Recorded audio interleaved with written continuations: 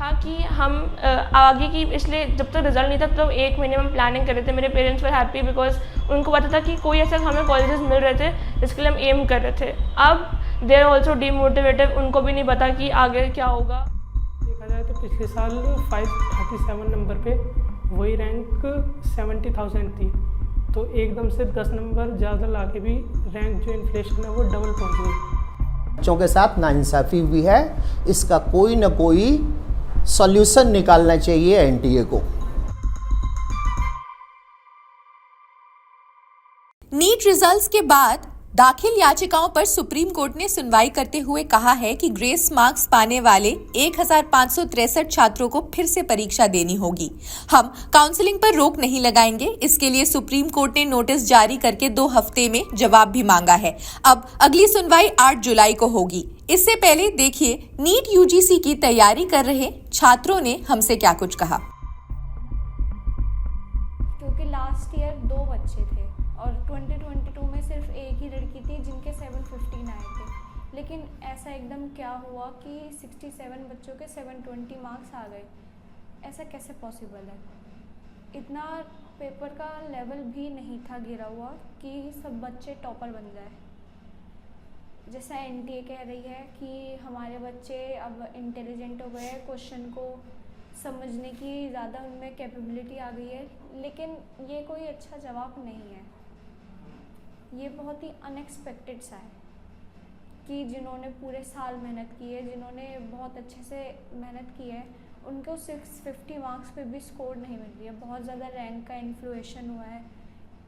650 marks पे बच्चों के 30,000 रैंक है, 40,000 रैंक है, लेकिन ये कैसे पॉसिबल है? लास्ट ईयर 650 मार्क्स पे रैंक आती थी 10,000 और इस बार 40,000। कैसे पॉसिबल है ये रिज़ल्ट बहुत ज़्यादा बच्चों को ये सोचने में, आगे फ्यूचर एस्पिरेंट्स वालों को भी यही सोचने के लिए मजबूर कर देगा कि हम ये एग्ज़ाम की तैयारी करें या ना करें। जो बच्चे सोचते हैं कि हाँ हमें MBBS ही करनी है, देश के फ्यूचर डॉक्टर्स हैं, वो उनके मन में ये सवाल आ जाएगा कि हम अब नीट की तैयारी करें भी या ना करें। मैंने 2023 में अपनी 12th क्लास कंप्लीट करी, जिसके बाद मैंने 1 साल की नीट की कोचिंग करने का फ़ैसला लिया और उसके बाद मेरे नीट में मार्क्स 548 आए, जिसके बाद मेरी रैंक 1,44,000 आई।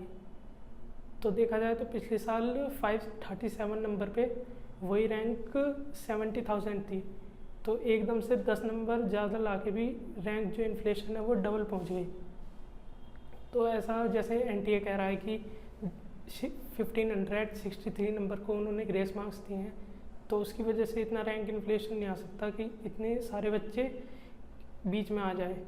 70,000 बहुत बड़ा नंबर है। तो और पेपर भी एवरेज ही था, इतना ज़्यादा इजी नहीं था पिछले साल कंपैरिजन करा जाए तो मेरे हिसाब से कुछ तो हुआ है। और जिसके बाद एनटीए बार बार मना कर रहा है कि पेपर लीक नहीं हुआ। जैसे हमने पटना में पेपर लीक की FIR भी दर्ज हुई है, तो उसके बाद भी एनटीए मना करा जा रहा है। मैंने 12th इसी साल कंप्लीट करके नीट इसी साल दिया है। आई हैव स्कोर्ड 508 मार्क्स और मेरी रैंक वाज अराउंड 1,80,000, जो कि मेरे लिए बहुत शॉकिंग थी बिकॉज मैंने जो एक्सपेक्ट की थी और जो हम प्रिडिक्ट करके चल रहे थे that was around 80,000 to 70। Almost 1 lakh rank का जंप आया है। बहुत ज़्यादा इन्फ्लेशन आया है, जिसकी वजह से जो भी कॉलेजेस सेमी गवर्नमेंट या गवर्नमेंट मुझे मिल भी रहा था मेरी कैटेगरी पे या मैं सोच के चल रही थी, वो भी अब मेरे लिए पॉसिबल नहीं है।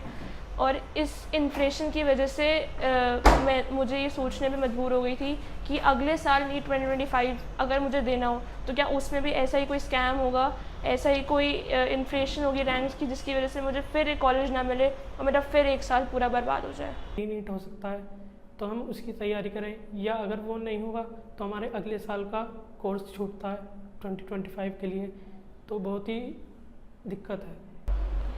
मैं जब रिज़ल्ट आया था उस टाइम हम बहुत ज़्यादा डिमोटिवेटेड थे बिकॉज़ हमें कोई आइडिया नहीं था, बिकॉज़ मैंने कभी ड्रॉप ऐसे सोचा नहीं था।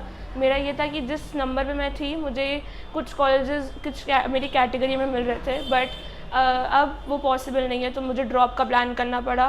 और उस ड्रॉप की वजह से अब मुझे ये देखना है कि अगले साल अगर एनटीए ने वापस ऐसा कुछ किया तो मेरे साथ आगे क्या हो सकता है। अगर मुझे उस टाइम भी कॉलेज नहीं मिला तो फिर मेरा फ्यूचर तो ऑलमोस्ट बर्बाद हो जाएगा, बिकॉज मुझे MBBS करनी है और जितने बच्चों को MBBS करनी है सबके साथ यही प्रॉब्लम है। कॉलेजेस हमारे देश में बहुत कम है और अगर उसमें रैंक भी अगर इतनी ज़्यादा ये लोग बढ़ा देंगे तो फिर हमें जो मिल रहा था वो भी नहीं मिलेगा आगे। अब 2 साल से मेरे पेरेंट्स ने मेरे पर पूरा इन्वेस्ट किया है, मतलब फाइनेंशियली हो, कोचिंग के इंस्टीट्यूट्स हो, everything they have invested on me. और हमारा ये था कि हम आगे की, इसलिए जब तक रिजल्ट नहीं था तो 1 महीने में प्लानिंग कर रहे थे। मेरे पेरेंट्स वर हैप्पी बिकॉज उनको पता था कि कोई ऐसा हमें कॉलेजेस मिल रहे थे जिसके लिए हम एम कर रहे थे। अब दे आर ऑल्सो डीमोटिवेटेड, उनको भी नहीं पता कि आगे क्या होगा, बिकॉज NTA ने अभी तक कोई आंसर दिया नहीं है कि रीनीट होना है कि रीपब्लिश करेंगे रिजल्ट। उसकी वजह से वो भी बहुत ज़्यादा हर्ट है, वो भी, उनको भी नहीं पता कि आगे क्या होगा। सो एवरीबडी, सबके लिए बहुत ही शॉकिंग सिचुएशन थी जब रिजल्ट आए थे। सबसे पहले मैं डीमोटिवेट होता हूँ अपने स्टूडेंट के थ्रू। तो यदि हमारे स्टूडेंट डिमोटिवेट हो गए हैं तो नेचुरली टीचर तो डिमोटिवेट होंगे ही, क्योंकि हम टीचर उन्हीं स्टूडेंट की वजह से हैं। इसलिए निश्चित रूप से NTA को कोई ना कोई फैसला लेना चाहिए इसके ऊपर, या तो दोबारा से री एग्ज़ाम कराए या तो वो जो मार्क्स एक्स्ट्रा दिया गया है वो ठीक किया जाए। इसके साथ साथ कई जगह मालूम हुआ है कि पेपर लीक भी हो गए हैं, तो इसकी भी सही जांच होनी चाहिए।